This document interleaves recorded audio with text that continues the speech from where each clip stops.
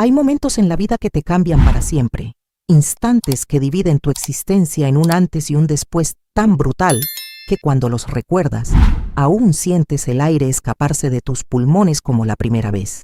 Para mí, ese momento llegó un martes lluvioso de octubre, cuando escuché el timbre de mi casa sonar con una insistencia que parecía presagiar una tragedia. Yo estaba en la cocina preparando el almuerzo favorito de mi hijo, ese guiso de pollo con papas que tanto le gustaba desde que era pequeño, cuando el sonido me hizo detenerme con la cuchara de madera aún en la mano. No esperaba a nadie. Mi hijo Mateo estaba en la escuela y mi esposo había fallecido hacía 5 años en un accidente que me destrozó el alma, pero que, paradójicamente, me hizo aferrarme aún más a lo único que me quedaba en este mundo, ese niño de ojos oscuros y sonrisa tímida que había sido mi razón para levantarme cada mañana durante los últimos 15 años. Pero antes de seguir, verifica si ya estás suscrito al canal y escribe en los comentarios de dónde estás viendo este video. Nos encanta saber dónde llegan nuestras historias. Sin embargo, debo continuar porque lo que sucedió ese día cambió absolutamente todo lo que yo creía saber sobre mi vida, sobre mi familia, sobre el amor mismo. Cuando abrí la puerta, encontré a una mujer que parecía haber salido de una revista de moda. Tenía el cabello perfectamente liso, cayendo sobre sus hombros, un abrigo de lana color camel, que debía costar más que mi salario de 3 meses, y unos ojos verdes que me miraron con una mezcla de nerviosismo y determinación que me heló la sangre. Era hermosa, de esa belleza pulida y artificial que solo el dinero puede comprar, y había algo en su postura, en la forma en que sostenía su bolso de diseñador, que me hizo sentir inmediatamente pequeña, insignificante, como si mi vida modesta en esa casa de barrio humilde fuera algo de lo que debería avergonzarme. No dijo hola, no se presentó con cortesía.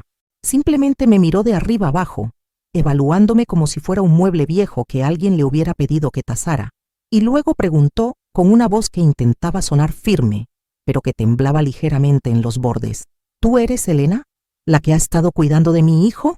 Mi cerebro tardó varios segundos en procesar esas palabras. Mi hijo. Ella había dicho mi hijo con una naturalidad que me resultó obscena, ofensiva, como si tuviera algún derecho sobre el niño que yo había criado, alimentado, consolado en sus pesadillas, acompañado en sus fiebres, enseñado a leer, a andar en bicicleta, a ser una buena persona. Sentí que las piernas me temblaban, pero logré mantenerme firme en el umbral de la puerta, bloqueándole el paso, aunque una parte de mí ya sabía que no había forma de detener lo que estaba a punto de desmoronarse. Mi nombre es Elena Márquez, y esta es la historia de cómo mi mundo perfecto resultó ser construido sobre una mentira que yo nunca pedí conocer. Déjame llevarte al principio, a ese momento hace 15 años cuando todo comenzó, cuando mi vida tomó un giro que yo creí que era mi bendición más grande, sin saber que algún día se convertiría en mi prueba más dolorosa. Mi esposo, Roberto, y yo llevábamos casi 10 años casados cuando finalmente aceptamos que nunca podríamos tener hijos propios. Habíamos intentado todo: tratamientos de fertilidad que nos dejaron en bancarrota emocional y financiera, médicos que nos miraban con lástima profesional, noches enteras llorando abrazados en la cama, mientras escuchábamos a los niños de los vecinos jugar en la calle. La ausencia de un hijo se había convertido en un agujero negro en el centro de nuestro matrimonio, un vacío que absorbía toda la alegría y nos dejaba exhaustos de tanto desear algo que parecía destinado a nunca llegar. Roberto trabajaba como mecánico en un taller en el centro de la ciudad, un lugar pequeño pero honesto, donde se había ganado la confianza de sus clientes a base de trabajo duro y precios justos. Era un hombre de manos callosas y corazón enorme, de esos que ayudaba a cambiar una llanta sin cobrar si veía que alguien realmente lo necesitaba, que compartía su almuerzo con los perros callejeros, que me traía flores silvestres que recogía en su camino a casa simplemente porque sabía que me alegraban el día. Yo trabajaba medio tiempo en una panadería del barrio, levantándome antes del amanecer para preparar el pan que la gente compraba todavía caliente para el desayuno. No teníamos mucho, pero teníamos suficiente, y sobre todo nos teníamos el uno al otro, hasta que ese vacío empezó a volverse más grande que nuestro amor, hasta que cada cumpleaños sin una fiesta infantil, cada Navidad sin regalos de juguetes, Cada día de las madres que yo pasaba fingiendo que no me dolía, comenzó a erosionar algo fundamental entre nosotros. Fue Roberto quien sugirió la adopción. Una tarde de domingo, después de ver pasar a una familia en el parque, con sus 3 hijos corriendo y riendo mientras comían algodón de azúcar, se giró hacia mí con esos ojos oscuros llenos de determinación y dijo: Elena, tal vez no estamos destinados a crear una vida, pero podemos cambiar una vida que ya existe. Podemos darle a un niño que no tiene a nadie todo el amor que tenemos guardado aquí dentro. Se tocó el pecho cuando lo dijo, y yo supe en ese momento que mi esposo era un hombre extraordinario, de esos que escasean en este mundo tan egoísta. Comenzamos el proceso de adopción inmediatamente, pero pronto descubrimos que era un laberinto burocrático interminable, lleno de papeles que parecían multiplicarse, entrevistas invasivas, evaluaciones que nos hacían sentir como si estuviéramos aplicando para ser astronautas en lugar de simplemente querer ser padres. Los meses pasaban y nuestra solicitud parecía estar perpetuamente en proceso, atrapada en algún escritorio de alguna oficina gubernamental donde alguien había decidido que teníamos que esperar más, sufrir más, demostrar más nuestra capacidad de amar. Yo estaba a punto de perder la esperanza, de rendirme y aceptar que quizás el universo simplemente no quería que fuéramos padres, cuando sucedió algo que en ese momento pareció un milagro enviado directamente del cielo. Una noche, Roberto llegó a casa más tarde de lo habitual, y por la expresión en su rostro supe inmediatamente que algo había pasado. Tenía esa mezcla de emoción y nerviosismo que solo he visto en él un par de veces en nuestra vida juntos. Se sentó en la mesa de la cocina, me tomó las manos con una ternura que me hizo contener la respiración y comenzó a contarme una historia que sonaba demasiado perfecta para ser verdad.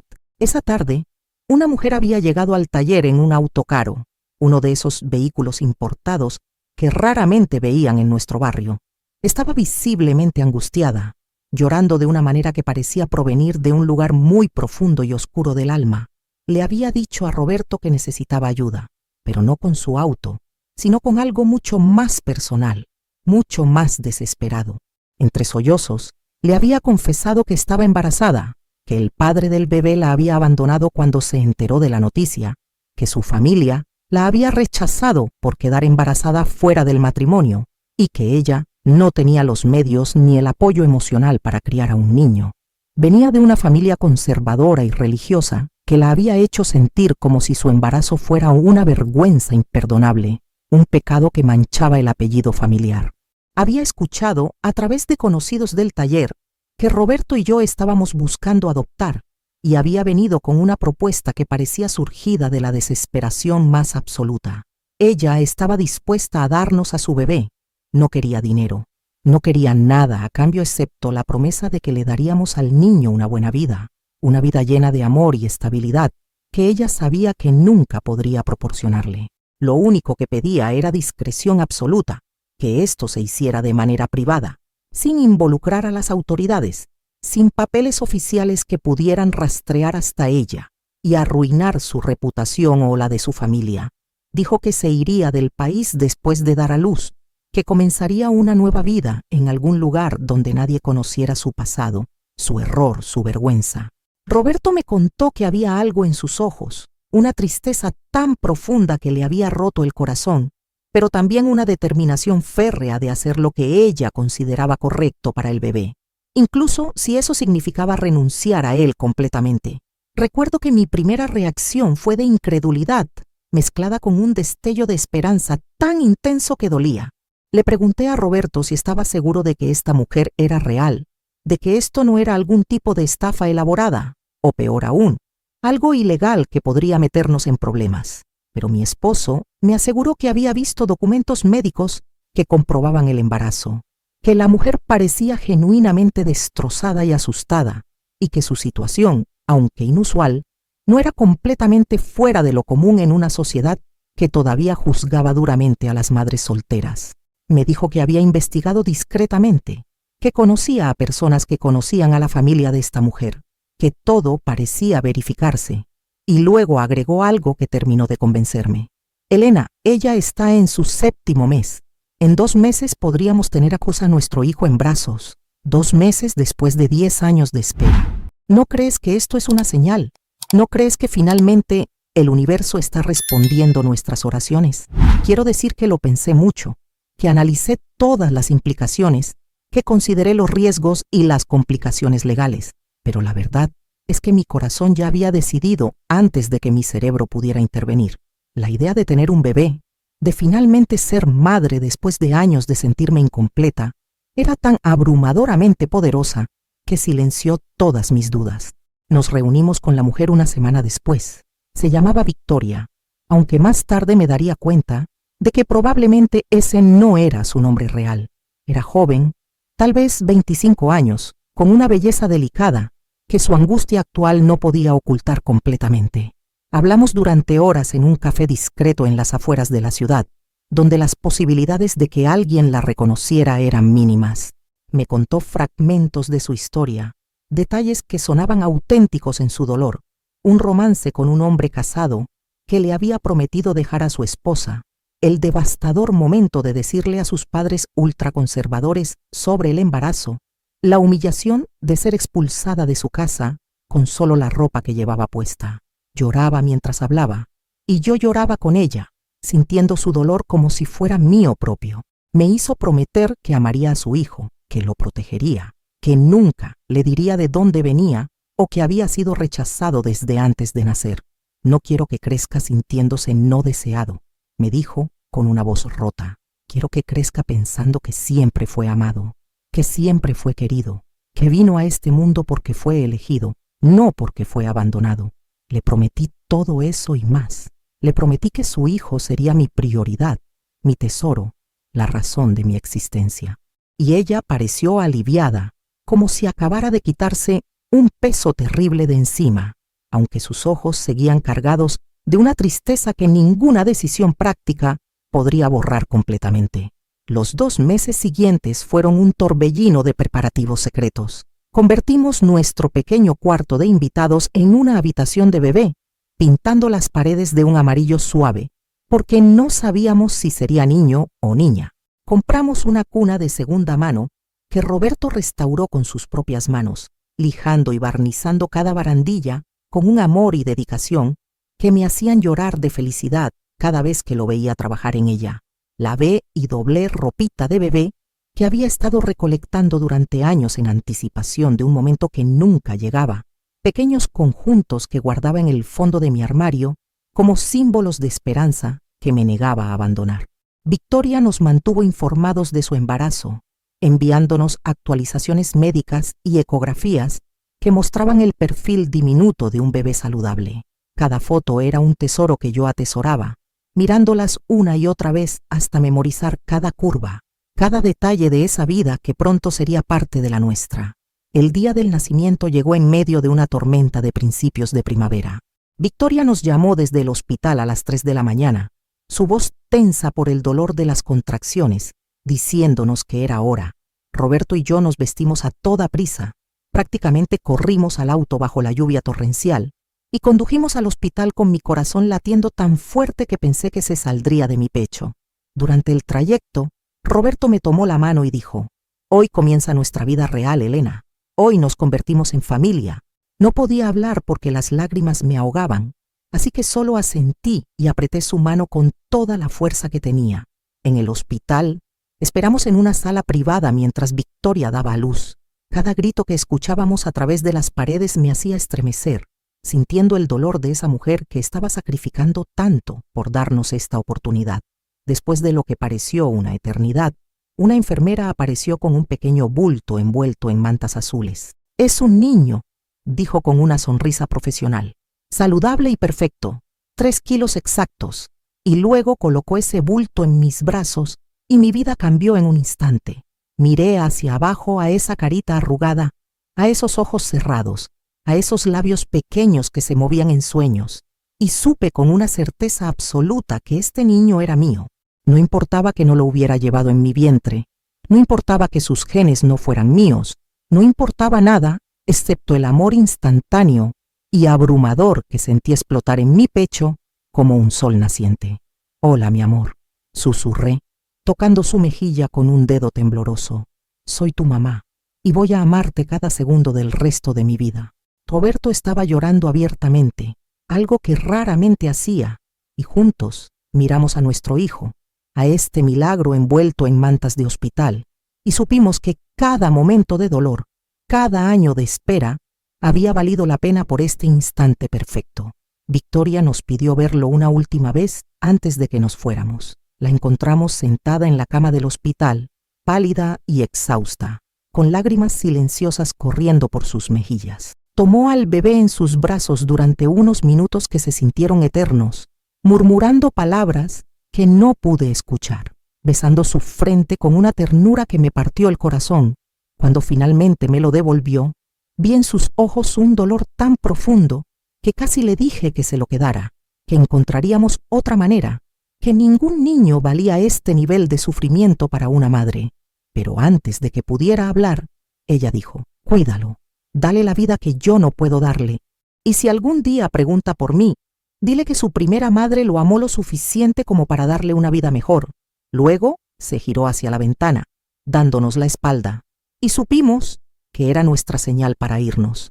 Salimos del hospital con nuestro hijo, con documentos que Victoria había arreglado de alguna manera para que pareciera que el bebé era legalmente nuestro, y nunca volvimos a ver a esa mujer de nuevo. Los primeros años con Mateo, ese fue el nombre que elegimos porque significa regalo de Dios, fueron los más felices de mi vida. Era un bebé tranquilo que rara vez lloraba, que dormía en largas siestas pacíficas, que me miraba con esos ojos oscuros llenos de confianza absoluta. Cada hito era una celebración. La primera vez que sonrió, sus primeros dientes, sus primeras palabras, sus primeros pasos tambaleantes hacia los brazos extendidos de Roberto. Mi esposo era un padre extraordinario, el tipo de papá que llegaba a casa del trabajo cubierto de grasa, pero que inmediatamente tomaba a Mateo en sus brazos, que le inventaba historias antes de dormir, que lo llevaba en sus hombros por el barrio como si fuera el príncipe del mundo. Éramos felices de una manera simple pero profunda, del tipo de felicidad que no necesita grandes cosas para ser completa, solo amor y risas y la presencia del otro. Cuando Mateo tenía 5 años, sucedió lo impensable. Roberto tuvo un accidente en el taller, una falla mecánica terrible con un auto que estaba reparando. Lo llevaron al hospital, pero las heridas eran demasiado graves. Murió 3 días después, rodeado de máquinas que zumbaban inútilmente, tratando de mantener con vida un cuerpo que ya había decidido rendirse. Le sostuve la mano hasta el final, diciéndole cuánto lo amaba, cuánto Mateo lo amaba, rogándole que se quedara con nosotros. Pero a veces el amor no es suficiente para cambiar el destino, y mi esposo se fue, dejándome sola con un niño de 5 años que no entendía por qué su papá no volvería a casa nunca más. Los meses siguientes fueron los más oscuros de mi vida. Había días en que no quería levantarme de la cama, momentos en que el dolor era tan intenso que no podía respirar. Pero cada vez que sentía que me hundía, miraba a Mateo, veía esos ojos que esperaban que yo fuera fuerte y encontraba la voluntad de seguir adelante. Me volqué completamente en mi hijo. Trabajé turnos dobles en la panadería para poder mantener nuestra pequeña casa, para asegurarme de que Mateo tuviera todo lo que necesitaba: comida, ropa, útiles escolares, amor incondicional. Renuncié a todo lo demás, a salidas con amigas, a posibles nuevas relaciones, a cualquier cosa que no fuera mi trabajo y mi hijo. Mateo se convirtió en el centro absoluto de mi universo, la razón por la que me levantaba cada mañana, la motivación detrás de cada decisión que tomaba. Lo ayudaba con sus tareas aunque llegara exhausta del trabajo. Asistía a cada evento escolar aunque tuviera que tomar tiempo no remunerado. Preparaba sus comidas favoritas aunque significara cocinar después de jornadas de 12 horas. Él era mi propósito, mi alegría, mi esperanza de que algo bueno podía salir de tanto dolor.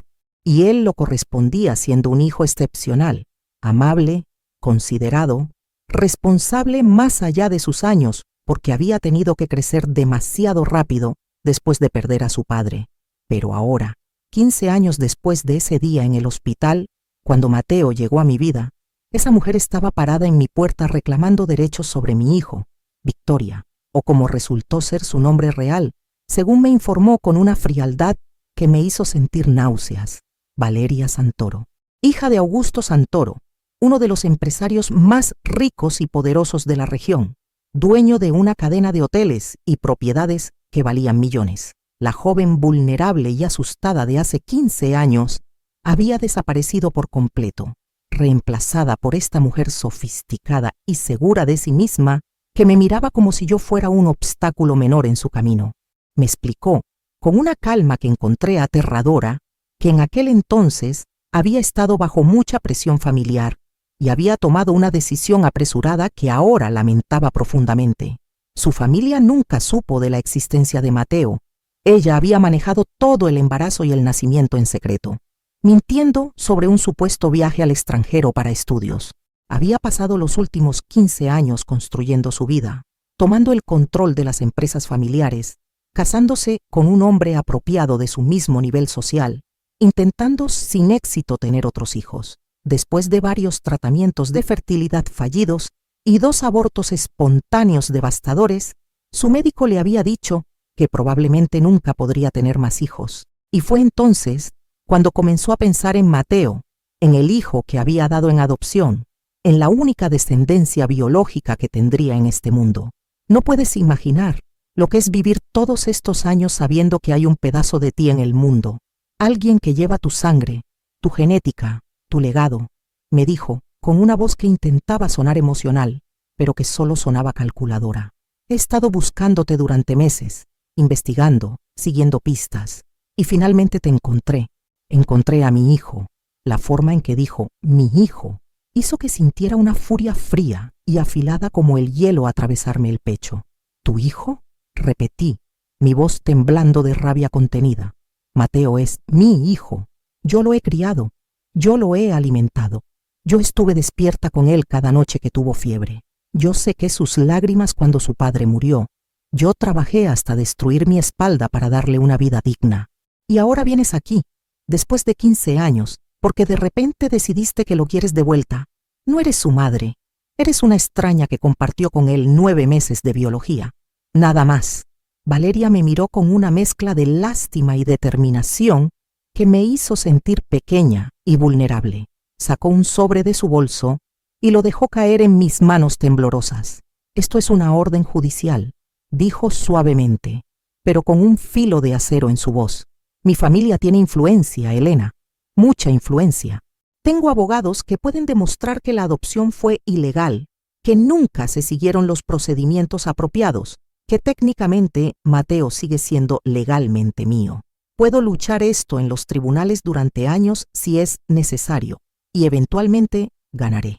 O podemos hacer esto de manera civilizada. Abrí el sobre con manos que temblaban tanto que apenas podía sostener el papel. Las palabras legales bailaban frente a mis ojos, pero el significado era claro. Valeria estaba iniciando un proceso legal para reclamar la custodia de Mateo. Tenía argumentos que sonaban ridículamente sólidos en su frialdad legal. La adopción había sido informal y probablemente ilegal. Ella, como madre biológica, tenía derechos que nunca la había renunciado formalmente. Su capacidad económica para proveer una vida mejor a Mateo era indiscutible. Su reciente incapacidad para tener más hijos constituía un cambio de circunstancias que justificaba reconsiderar su decisión inicial. Los abogados habían construido un caso que, según advertían los documentos, tenía altas posibilidades de éxito. Sentí que el mundo se desmoronaba bajo mis pies. Todo por lo que había trabajado, todo por lo que había sacrificado, todo el amor que había construido durante 15 años, estaba a punto de ser arrancado de mis manos por una mujer que tenía dinero e influencia, pero que no tenía ni idea de lo que significa realmente ser madre. ¿Y qué hay de lo que Mateo quiere?, pregunté, tratando de mantener mi voz firme, aunque por dentro estaba destrozada. Él tiene 15 años. Es lo suficientemente mayor para decidir dónde quiere vivir y con quién. Y él me elegirá a mí. Siempre. Valeria sonrió. Y fue una sonrisa triste que de alguna manera fue peor que si hubiera sido cruel. Por supuesto que te elegirá, dijo. Al principio, porque tú eres todo lo que conoce. Pero eventualmente, cuando vea todo lo que puedo ofrecerle, una educación en las mejores escuelas, viajes por el mundo, oportunidades que tú nunca podrás darle con tu salario de panadería, cuando vea la vida que merece tener en lugar de esta existencia de apenas sobrevivir, me elegirá a mí. Y lo sabes, por eso estás tan asustada. Sus palabras me golpearon como puñetazos físicos porque había una verdad terrible en ellas. Yo no podía competir con su dinero, con su influencia, con todas las puertas que ella podía abrir para Mateo, con solo un chasquido de sus dedos. Esa noche, después de que Valeria se fuera dejándome con los documentos legales y un plazo de 2 semanas para considerar mis opciones, me senté en la cocina durante horas, mirando fijamente la taza de café que se enfriaba entre mis manos sin beberla. ¿Cómo le dices a tu hijo que su vida entera ha sido una mentira? ¿Cómo le explicas que la madre que pensó que lo había amado incondicionalmente desde el momento de su nacimiento, en realidad no era su madre biológica? ¿Cómo rompes su mundo en pedazos y esperas que confíe en ti lo suficiente como para ayudarle a recoger los fragmentos? Cuando Mateo llegó a casa de la escuela, con su uniforme arrugado y su mochila colgando de un hombro como siempre, me encontró sentada en el sofá con los ojos rojos de llorar. Inmediatamente se preocupó, dejando caer su mochila y corriendo hacia mí con esa expresión de alarma que me recordó a cuando era pequeño y pensaba que podía arreglar cualquier cosa con un abrazo. «Mamá, ¿qué pasa? ¿Estás enferma?» Su voz estaba cargada de miedo, y eso me partió el corazón porque este niño ya había perdido a un padre, ya había experimentado más dolor del que cualquier niño debería conocer, y ahora yo estaba a punto de añadir más sufrimiento a su vida. Lo hice sentar a mi lado, tomé sus manos entre las mías, esas manos que ya no eran de niño sino de adolescente, y comencé a contarle la verdad. Le conté todo, sobre la mujer en el taller, sobre Victoria o Valeria, sobre cómo había llegado a nosotros, sobre el hospital y las promesas y los documentos que quizás no eran completamente legales.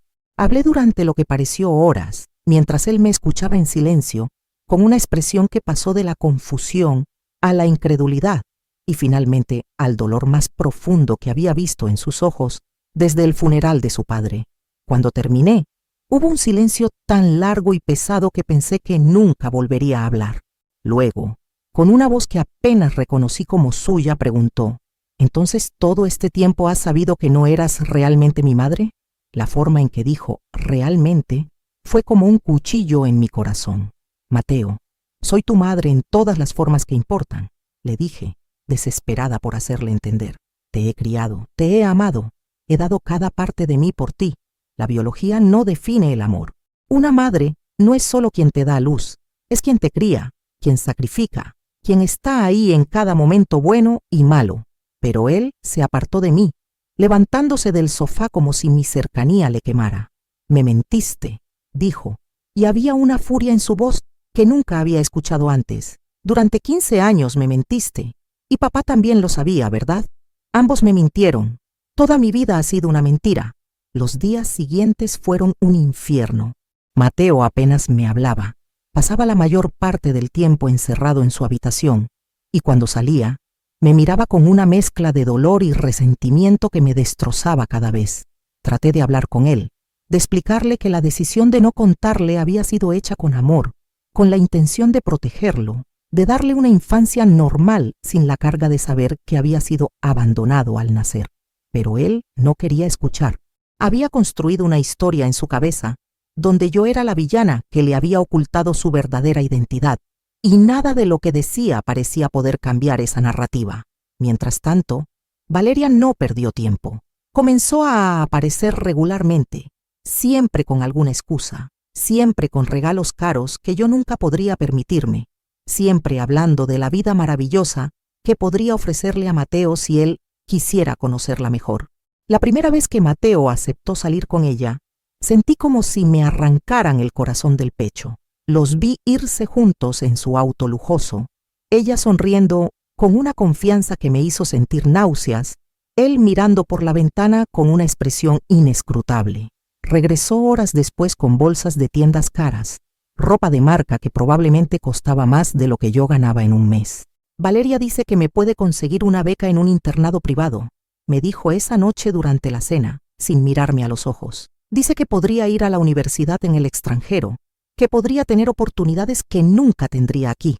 Cada palabra era una puñalada, no por lo que decía, sino porque podía ver que parte de él estaba tentado, que parte de él estaba empezando a imaginar una vida diferente, una vida que no me incluía a mí.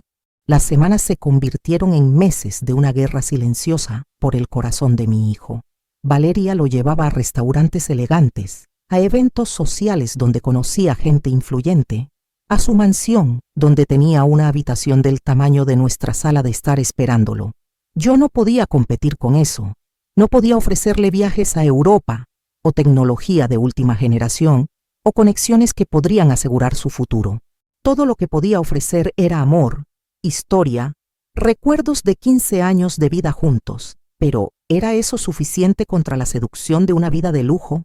Veía cómo Mateo cambiaba gradualmente, cómo comenzaba a hablar de manera diferente, a vestirse de manera diferente, a mirarme de manera diferente.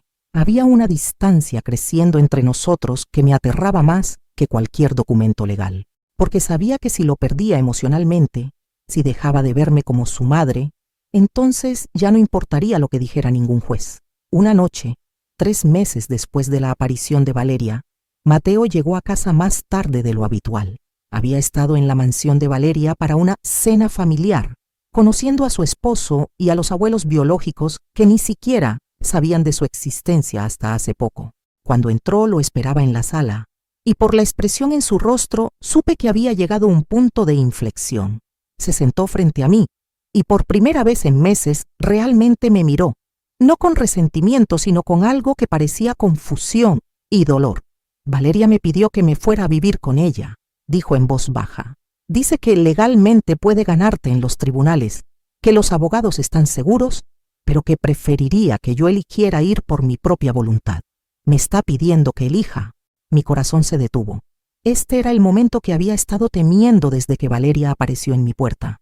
¿Y qué vas a hacer?, pregunté, aunque no estaba segura de querer escuchar la respuesta. Mateo se pasó las manos por el cabello, un gesto de frustración que había heredado de Roberto, aunque nunca lo sabría. No lo sé, mamá, dijo. Y el hecho de que me llamara mamá nuevamente, después de semanas de evitar usar ese título, me dio una chispa de esperanza. Es todo tan confuso. Por un lado, ella tiene razón. Puede darme cosas que tú nunca podrás. Oportunidades, educación, una vida más fácil. Y parte de mí quiere eso. Quiero ir a una buena universidad. Quiero viajar. Quiero ver el mundo más allá de este barrio. Pero se detuvo. Y vi lágrimas comenzando a formarse en sus ojos. Pero cuando estoy con ella, me siento como un proyecto, como algo que necesita ser mejorado, pulido, moldeado en algo diferente de lo que soy.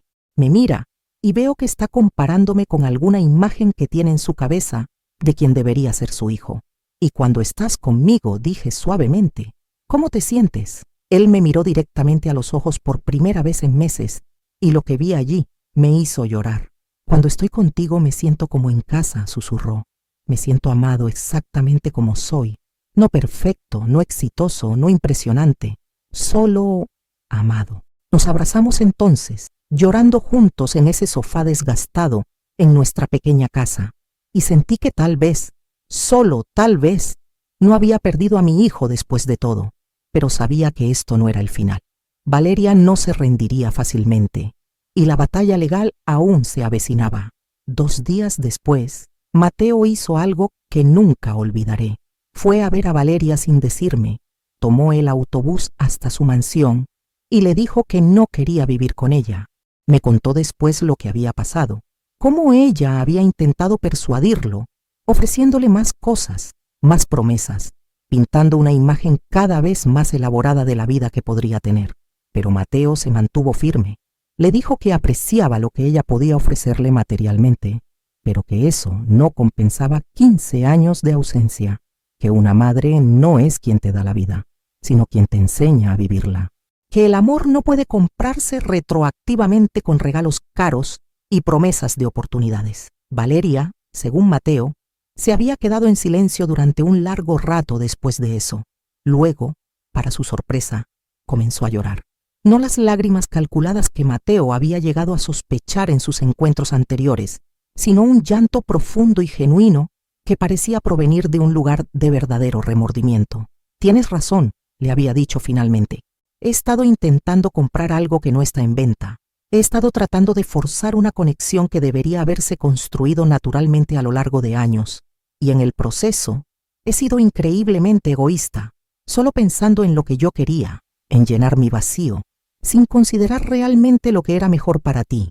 Mateo me contó que Valeria le había explicado que su incapacidad para tener más hijos la había enviado a una espiral de desesperación, que había idealizado la idea de recuperarlo como una solución a todos sus problemas, sin considerar que él era una persona real con su propia vida, sus propios sentimientos, sus propias elecciones. Había estado tan consumida por su propio dolor y arrepentimiento que no había visto el daño que estaba causando. Le había pedido perdón, no solo a él, sino también a mí, a través de él, por haber irrumpido en nuestras vidas de manera tan destructiva. Y luego había hecho algo que nunca esperé. Prometió retirar la demanda legal y desaparecer de nuestras vidas si eso era lo que él realmente quería. Pero Mateo, mi hijo extraordinario, mi niño que había crecido demasiado rápido, pero que había desarrollado una sabiduría y compasión más allá de sus años, le había dicho algo que me dejó sin palabras cuando me lo contó. No tienes que desaparecer completamente, le había dicho a Valeria. No voy a vivir contigo, y Elena es mi madre. Eso nunca va a cambiar, pero tampoco voy a pretender que no existes. Eres mi madre biológica, y eso significa algo, aunque no sea lo mismo que lo que significa mamá para mí. Tal vez podemos conocernos lentamente, sin presión, sin expectativas. Tal vez puedes ser parte de mi vida sin intentar reemplazar a quien ya está en ella. Y eso fue lo que pasó. Valeria retiró la demanda, firmó documentos reconociendo mi custodia legal completa de Mateo y acordó mantener una distancia respetuosa.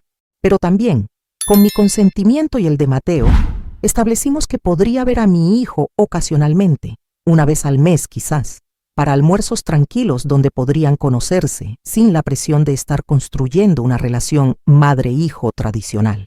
Fue extraño al principio, doloroso incluso, ver a mi hijo irse a esos encuentros, pero con el tiempo me di cuenta de que Mateo tenía razón. Esto no era sobre reemplazar el amor, sino sobre expandir la capacidad de entender las complejidades de la vida. Los meses pasaron y algo inesperado sucedió. Valeria comenzó a ser genuinamente útil de maneras que no intentaban comprar el afecto de Mateo. Estableció un fondo educativo para él, uno que le aseguraba poder ir a cualquier universidad que quisiera sin endeudarse, pero lo hizo discretamente, sin fanfarria, sin usarlo como palanca para ganar su afecto. Ayudó a pagar algunas reparaciones urgentes en nuestra casa cuando el techo comenzó a gotear, pero lo hizo a través de una organización benéfica, para que no pareciera caridad directa que pudiera hacerme sentir humillada. Lentamente, muy lentamente, comenzó a demostrar que podía ser una presencia positiva en la vida de Mateo sin intentar tomar mi lugar. Y yo, gradualmente, comencé a verla no como una amenaza, sino como alguien que también amaba a mi hijo, aunque de una manera diferente, más complicada, cargada de remordimiento y oportunidades perdidas. Mateo prosperó en este nuevo arreglo, con la seguridad de saber que yo seguía siendo su madre, su hogar, su constante. Pudo explorar su curiosidad sobre su origen biológico sin sentir que estaba traicionándome. Aprendió sobre la familia Santoro, su historia, su legado, y aunque no era parte de ese mundo elegante y privilegiado, había algo de paz en entender de dónde venía genéticamente. Y lo más importante, aprendió una lección que ningún dinero podría comprar, que el amor tiene muchas formas, que la familia es más que sangre, y que a veces las situaciones más complicadas pueden resolverse con honestidad, compasión y la voluntad de poner las necesidades de los demás por encima del propio orgullo. Valeria, por su parte, pareció encontrar una cierta redención en su rol discreto en la vida de Mateo. Nunca volvió a llamarse su madre, sino simplemente Valeria, una figura que ocupaba un espacio único en su vida, que no tenía un título fácil, pero que tenía su propio valor. Hoy, 3 años después de que Valeria tocara mi puerta, Mateo tiene 18 años y está a punto de comenzar la universidad. Va a estudiar medicina, inspirado, me dice, por haber visto a tantas personas en su vida navegando situaciones difíciles con resiliencia y gracia. Sigue viviendo conmigo, aunque ahora es él quien cocina la cena algunas noches cuando llego cansada del trabajo. Sigue llamándome mamá, y ese título, ganado a través de años de sacrificio y amor incondicional, sigue siendo el mayor honor de mi vida. Ve a Valeria cada mes o dos, y a veces me cuenta sobre sus conversaciones, sobre cómo ella le habla de su arrepentimiento de manera honesta, sobre cómo está aprendiendo que el amor no es posesión, sino liberación, no es control, sino apoyo. Y yo, quien una vez vio a esta mujer como la mayor amenaza a mi felicidad, ahora puedo reconocer que su presencia, por más dolorosa que fuera inicialmente, enseñó a mi hijo lecciones sobre complejidad humana, perdón, y la naturaleza del amor que ningún libro o conferencia podría haber enseñado. ¿Fue fácil? No. Hubo noches en que lloraba en mi almohada, aterrorizada de perder a mi hijo, sintiendo que cada interacción que tenía con Valeria era un paso más cerca de que me dejara.